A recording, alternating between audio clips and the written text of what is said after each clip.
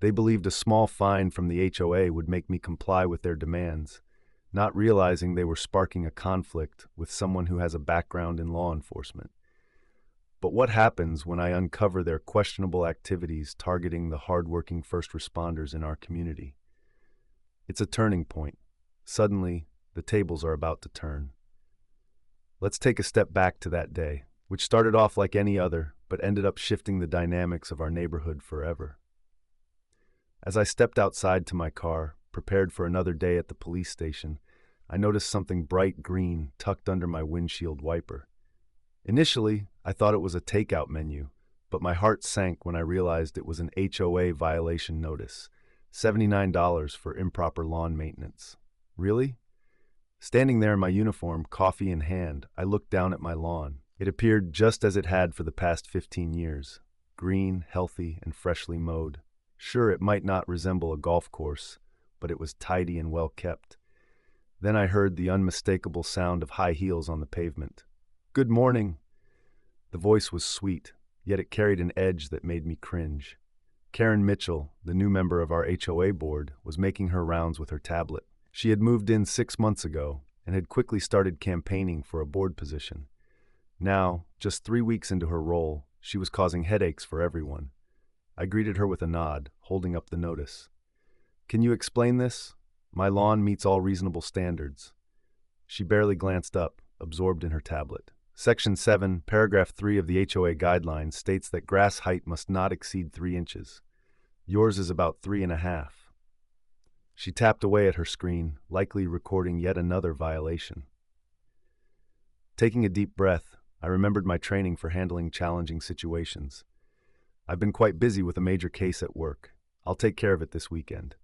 "Rules are rules," she chirped, finally looking up. "Oh, and you might want to address those garden gnomes. They aren't on the approved decoration list." My garden gnomes, a collection from my late wife. I felt annoyance creeping in, but I managed to keep my voice calm. I wasn't aware we needed approval for garden decorations that have been here. For over 10 years, things have been changing around here, led by a new board with new rules. Karen, with her cheerful demeanor, waved her tablet as she walked down the sidewalk. "We're modernizing this neighborhood," she declared, dismissing what she called tacky decorations that might hurt property values. As she moved along, I noticed her stopping next door at Sarah's house. Sarah, an ER nurse, had just wrapped up a long night shift. The last thing she needed was Karen showing up to complain about her garbage bins being out too long. I couldn't help but watch as Karen began taking pictures of Sarah's property. In that moment, I realized this was more than just my lawn or my gnomes at stake. With 25 years in law enforcement, I had learned to recognize patterns of harassment and misuse of authority. Karen wasn't merely overstepping, she was specifically targeting certain residents. I climbed into my car and opened the neighborhood Facebook group on my phone. I was surprised to see a growing list of complaints about Karen. Mark, the firefighter on the corner, had been fined for his children's basketball hoop.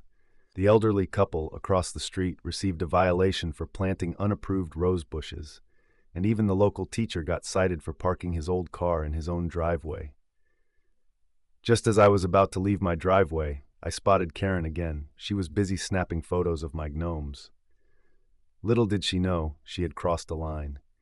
Working as chief of police had taught me that serious issues often lie in the small injustices that can eat away at a community's spirit. As I drove to work, I started crafting a strategy.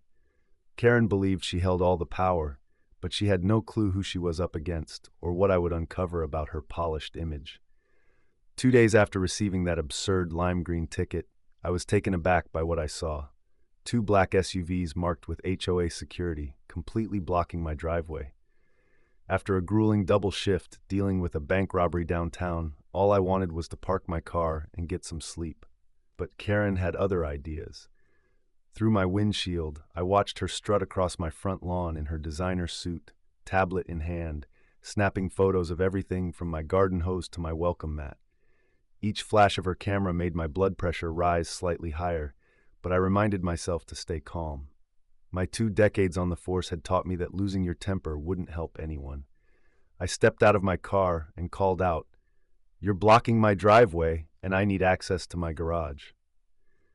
Karen turned around, her perfectly styled blonde hair swishing dramatically, almost like something out of a shampoo commercial.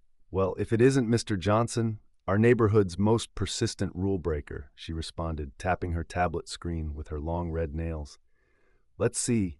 Unpaid fines for lawn height violations, unapproved garden gnome placement." She paused for effect. "And now, an unapproved mailbox color." I couldn't help but chuckle. "Non-regulation mailbox color? It's just white. It's been white for the 15 years I've lived here." Karen smiled smugly. "According to our new guidelines, approved last week, all mailboxes must be painted a pristine pearl white from the Anderson Paint Company collection. Your mailbox is clearly classic white, a different shade." I pulled out my phone to record our interaction. "Karen, I understand you're new to the neighborhood, but these security vehicles are parked illegally. They're blocking my property, which is against City Ordinance 2345. Her smile faltered for a moment. "I have the authority as an HOA board member to enforce our community standards. These security officers," she pointed to two men in ill-fitting uniforms leaning on their SUVs, "are here to ensure compliance." As I looked closer, I noticed their badges. They seemed almost real, but didn't quite match the licensed ones I knew from my work as chief of police. That raised some alarms for me. Taking a deep breath, I decided to appeal to reason. "I get it, you want to maintain property values, but blocking a driveway over a $79 fine isn't just unreasonable.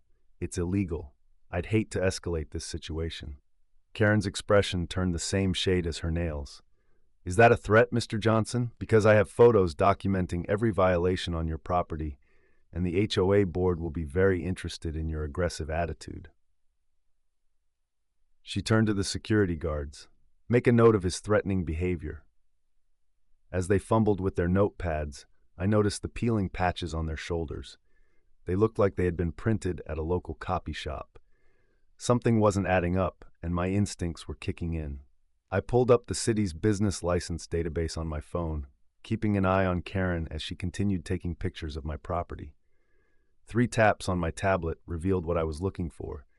No licensed security company was registered under her name or her brother's, who I had noticed at the last HOA meeting sporting a similar uniform.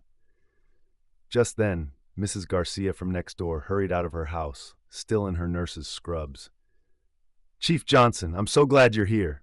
They've been blocking my driveway, and I'm late for my hospital shift." I watched Karen closely as she heard the word "chief." Her eyes widened just a bit, and her tablet almost slipped from her hands. Instead of backing down, though, she stood tall. "Your title doesn't matter here, Chief Johnson. HOA rules apply to everyone equally. Now, if you'll excuse me, I need to note a few more violations before I issue additional fines for your uncooperative behavior." With her clipboard held tight against her chest, she walked away, and I sensed this was just the beginning of a much larger issue. I had a feeling Karen's carefully curated world within the HOA was about to face some serious challenges, especially as I started digging into how these new security measures had been approved. I never expected a simple lawn dispute would lead to something so troubling in our quiet neighborhood. The situation kicked off when Sarah, an ER nurse just 3 houses down, knocked on my door at 6 a.m. She was still in her scrubs and fighting back tears after a grueling overnight shift dealing with a bus crash. She found her entire front yard covered in bright orange violation notices. "Chief," she said, her hands shaking as she held out a stack of papers, "they're threatening to put a lien on my house because my garbage bin was out for an extra day while I was working a double shift." Watching this dedicated nurse, who had spent 16 hours saving lives, being harassed over garbage bins made my blood boil. But Sarah wasn't the only one. As I began to ask around, more stories came to light. Mark, the firefighter on Maple Street, showed me citations for his children's basketball hoop, the same one that had been there for 5 years without issue before Karen joined the board. The Martinez family had been fined for leaving their Christmas lights up 2 days past Karen's arbitrary deadline. They had been at their grandmother's funeral. Later that evening, I sat at my kitchen table, spreading out the complaints like pieces of a puzzle. The pattern became clear. Karen wasn't just being picky, She was creating a climate of fear and control in our neighborhood. Targeting homes where people worked long or unusual hours, like first responders, nurses, doctors, and firefighters, can sometimes create challenges. These individuals may not always be home to respond to every issue. I began noticing a pattern after checking citations issued over the past 3 months since Karen took charge. The violations formed a distinct cluster around the homes of emergency workers and those who opposed her during the HOA election. This didn't seem random. It felt like calculated harassment. Then I received a message from Tom, my deputy who lives nearby. "Chief, you won't believe this. Remember the flooding issue from last spring? Just found out Karen's brother's company was awarded the contract for drainage repairs, and it cost 3 times more than other bids," he texted. I leaned back in my chair, reflecting on how Karen had laughed dismissively when I tried to discuss the fine she imposed on me earlier that day. "Rules are rules," she remarked, her smug smile sticking with me. But now it was clear, this wasn't just about rules. It seemed more like a power play and perhaps something even more troubling. Just then I heard the doorbell. It was Mrs. Chen from across the street, a longtime resident and widow. "Chief," she whispered, glancing around nervously. "I saw them putting up cameras on the streetlights today. They didn't ask anyone for permission. Karen claims it's for security, but all the cameras are pointed at specific houses, including yours." My jaw tightened. Unauthorized surveillance in my area of responsibility was concerning. It suggested that Karen wasn't just being annoying, she might be crossing legal boundaries. Still, I knew I needed more evidence before taking action. If I acted too quickly, she could easily turn the tables and accuse me of misusing my authority. As I walked Mrs. Chen home, I noticed Karen in her driveway with 2 men I hadn't seen before. They were dressed in uniforms from her brother's security firm, but something didn't feel right. Instinctively, I sensed there was more to this situation. After 2 decades in law enforcement, my instincts had seldom led me astray. I recalled what my mentor used to say: the bigger they are, the harder they fall. Karen had created a little empire built on fear and intimidation, but her confidence had made her careless. She didn't realize that while she was watching us, we were also watching her. The challenge ahead wasn't just stopping Karen. It was about revealing the entire corrupt system she had constructed. As I looked at the growing pile of evidence on my desk, I realized that the next day's emergency HOA meeting was going to be quite revealing. What would everyone think when they learned who had just been appointed to the county's Housing Authority Oversight Committee? That night, sleep eluded me as I reflected on Karen's treatment of our neighborhood. Something felt off. Sipping my morning coffee, I recalled an important lesson from my early days as a rookie cop: follow the money. The security company that blocked my driveway seemed unusually eager to please Karen, and their uniforms looked brand new. At work, I asked Jenny from the records department for a quick background check on Elite Neighborhood Watch Services, the security company in question. Within minutes, my suspicions grew. The company had only been registered 3 months prior, right after Karen joined the HOA board. To top it off, the owner's last name was the same as Karen's maiden name, and the business address led to a P.O. box instead of a traditional office. On my lunch break, I swung by Sarah's house. She had just returned from a long shift at the hospital, looking drained.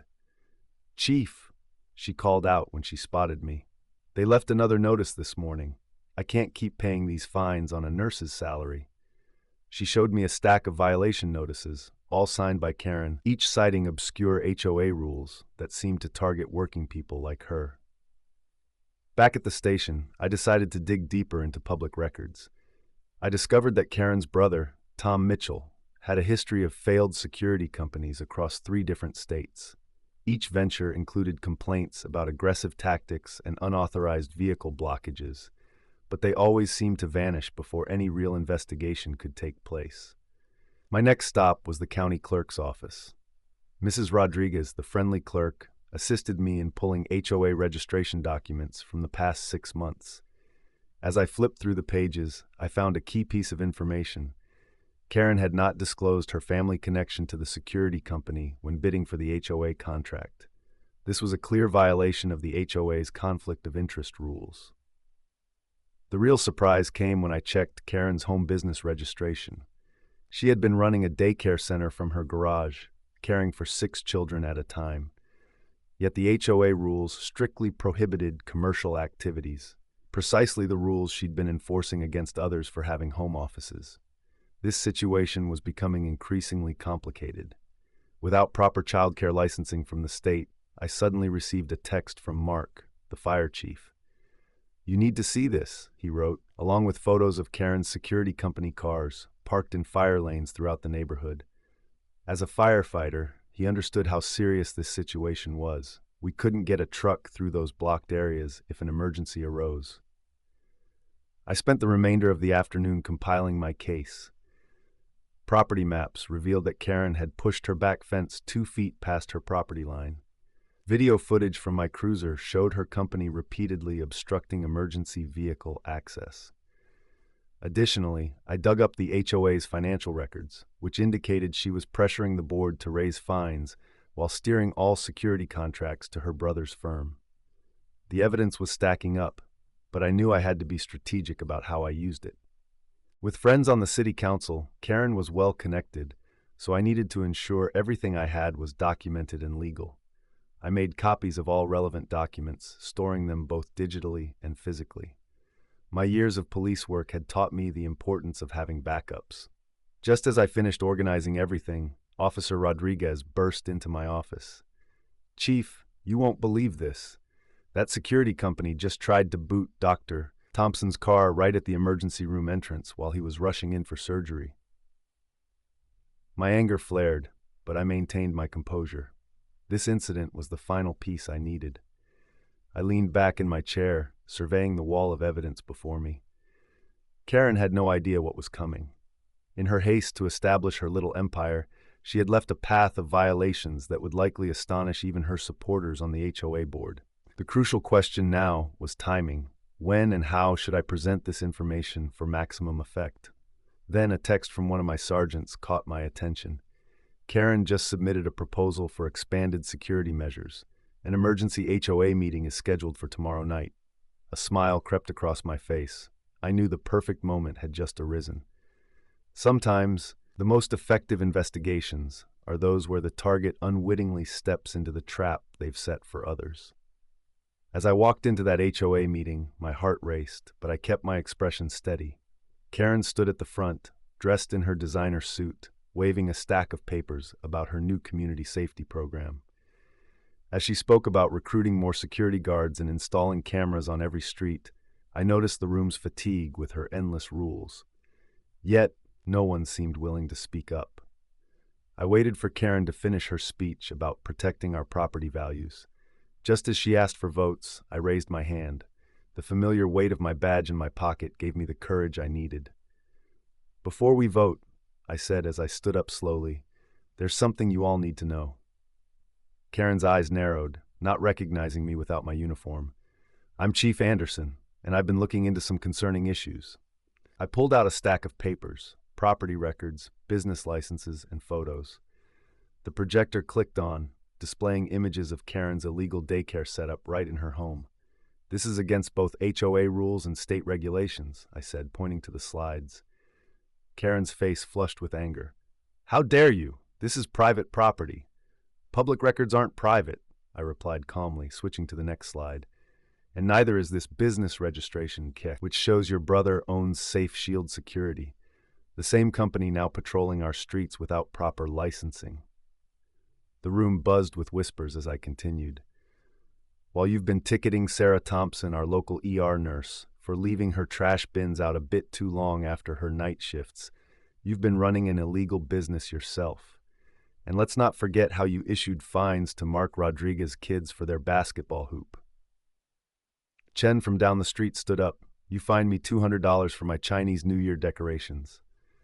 Soon others joined in, sharing their experiences of Karen's harassment. Karen tried to grab her papers and leave, but Mr. Jenkins, the HOA president, blocked the door. "Not so fast, Karen. We need to discuss this." I presented evidence of every unfair fine, every made-up rule, and all the double standards we'd faced. The room grew louder with each story shared. Parents spoke up about fines for their kids' chalk drawings, and senior citizens shared their experiences of being harassed over garden gnomes and bird baths. "And here's the biggest problem," I said, showing the final slide. "Your security company has been issuing tickets and blocking driveways without any legal authority. That's impersonating law enforcement, and it's a serious offense." Karen's facade finally cracked. "You can't prove anything. I was just trying to make this neighborhood better. These people need rules." "Rules apply to everyone," I replied firmly, including you. The room erupted into applause. Mr. Jenkins called for an emergency vote, and hands shot up across the room. Karen wasn't ready for what was coming next. She had just been removed from the board, banned from serving again. As she pushed her way past everyone to leave, she turned back, rage in her teary eyes, and declared, "This isn't over." I looked at my neighbors gathered nearby and thought about how sometimes justice comes with a badge, but often it just needs someone to speak up. I entered the HOA meeting room with my evidence neatly organized in my folder. The room was packed. I'd never seen so many neighbors show up before. Karen sat at the front, focused on her tablet as if she owned the place, completely ignoring my entrance. Before we vote on the new security measures, I announced from my seat in the back, "I'd like to speak to the board." Karen's head snapped up, her expression tense as I made my way to the front. "For those who don't know me," I said, "I'm James Mitchell. I've lived here for 15 years, and I also serve as the chief of police for our city." The room buzzed with whispers. I noticed Karen drop her tablet, which clattered onto the table, while her brother, who owned the security company, shifted uncomfortably near the door. "In the past 3 months," I continued, 47 fines have been issued in our community. Out of those, 35 were given to first responders and essential workers. I pulled out my first piece of evidence, a color-coded map showing where each fine was issued. "Can anyone see a pattern?" The board members leaned in, examining the clusters of red dots. Mrs. Thompson, our retired school principal and the longest-serving board member, adjusted her glasses with shaking hands. "But there's more," I added, pulling out additional documents. "The security company enforcing these citations, Mitchell Security LLC, isn't just unlicensed. It's operating illegally under our state's security contractor laws." Karen's brother stood up, heading for the exit, but 2 uniformed officers I had stationed outside were already there. Karen shot to her feet, exclaiming, "This is ridiculous. You can't use police resources for personal vendettas." "You're right," I smiled, "but that's why everything I am presenting tonight is based on public records and legal channels. This includes evidence of your home-based business violating Section 7 of our HOA agreement." At that moment, the room erupted. Neighbors began to share their own stories. The single mom fined for displaying Christmas lights in January while working double shifts. The elderly couple targeted because of their medical equipment delivery van. Each voice added to the growing sense of solidarity and determination in the room. In a recent neighborhood meeting, the tensions were palpable as Mrs. Thompson, a kindergarten teacher, took a stand against Karen Mitchell, a board member known for issuing fines. As Mrs. Thompson spoke, her voice cut through the chatter, making it clear that she intended to take action. She proposed removing Karen from the board and suggested a thorough review of all fines issued during her time in charge. This didn't sit well with everyone, and 5 voices protested simultaneously. Karen's expression shifted dramatically, revealing her fear and disbelief. "You can't do this," she exclaimed, defending her actions by claiming she was protecting property values and maintaining community standards. But Mrs. Thompson responded with quiet resolve. "You were bullying people who didn't have the means to fight back. That stops now." The group voted unanimously in support of her motion, and Karen left in a huff, her designer handbag swinging beside her. As she exited, neighbors exchanged hugs, a wave of relief washing over them. Sarah, an ER nurse who had been fined multiple times, was in tears as she embraced Mark, a firefighter who had almost lost his children's basketball hoop to Karen's strict enforcement. After the meeting, I stayed to help Mrs. Thompson begin the process of refunding the unfair fines. We discovered over $115,000 worth of citations, each one more absurd than the last. Throughout the evening, neighbors stopped by with coffee, snacks, and stories of newfound hope. The next morning, I drove past Karen's house and noticed a moving truck already in her driveway. The security vehicles that once patrolled the area were gone, replaced by legitimate patrol cars ensuring the moving company had the right permits. News spread quickly. The community began to come together again. Children played freely in their yards without fear of being fined, and Mrs. Thompson even organized a barbecue to celebrate the return of a more relaxed atmosphere. The highlight came about a week later while I was watering my lawn. Sarah's daughter rushed over, excitedly handing me a handmade card. Inside was a crayon drawing of me in my police uniform, standing in front of a house painted in vibrant colors. The message read, "Thank you for making our neighborhood happy again." That card now sits on my desk at the station, reminding me that sometimes the most significant work we do happens right in our own community. Our residents learned an essential lesson. It's not about who holds the power, but how that power is wielded. As for Karen, the last I heard, she attempted to join another HOA board in a nearby town, but word of her past actions had preceded her, and it seems they were already aware of her reputation. This situation serves as a reminder. While HOA rules and laws can differ from one place to another, understanding the impact of our actions on our communities remains crucial.